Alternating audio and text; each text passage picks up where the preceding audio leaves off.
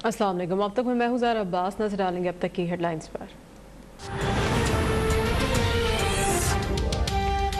मुल्क भर में कोरोना वायरस मजीद 74 अफराद की जान ले गया। अमवात की तादाद 5197 हो गई। मुल्क में कोरोना के 2521 नए केसेस रिपोर्ट। मुतासिरीन की तादाद 2,48,872 हो गई। पंजाब में मोहलक वायरस से अब तक 2006 अफराद इंतकाल कर गए। सिंध में अमवात 1747, KPK में 1087 हो गई। अब तक 1,56,700 मरीज सेहतियाब।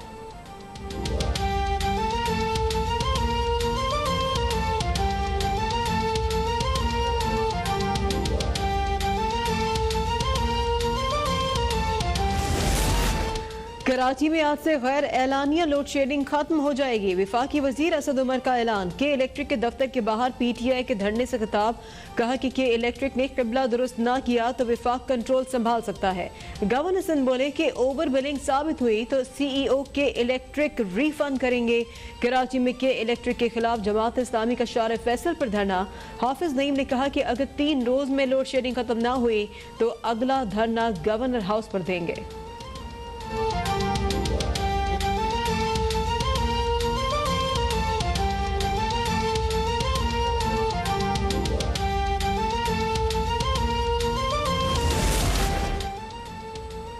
लाहौर समेत पंजाब के मुख्तलिफ शहरों में तूफानी बारिश। रावलपिंडी, फैसलाबाद, कसूर, बहावलनगर, चिन्नूर, हाफिजाबाद में भी बादल बरस पड़े।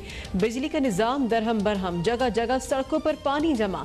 कराची में बादलों के डेरे। समंदरी हवा बहाल होने से मौसम खुशगवार। बूंदाबांदी का इम्कान।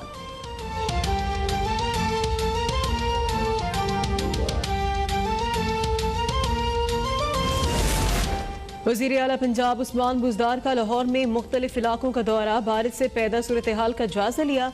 वज़ीर आला का निकासियात के इंतजामात पर इत्मीनान का इजहार। बाज़ मकामात पर पानी जमा देख कर इजहार बरहमी। उस्मान बुज़दार ने कहा कि शहरियों के साथ हैं और साथ रहेंगे। मानसून सीजन में सबसे बेहतर इंतजामात किए हैं।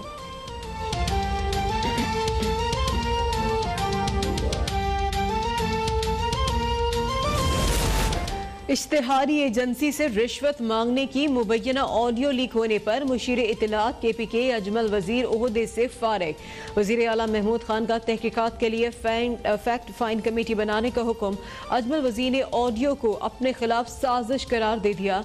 बोले कि मुख्तलिफ इजलासों और ब्रीफिंग्स को जोड़कर ऑडियो तैयार की गई है।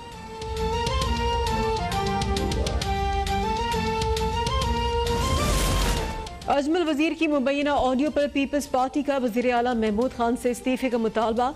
PPK सदर हमायूं खान की फैसल करीम कुंडी के हमरा प्रेस कॉन्फ्रेंस। कहा कि इमरान खान की सेलेक्टेड काबीना ने करप्शन का बाजार गर्म किया हुआ है।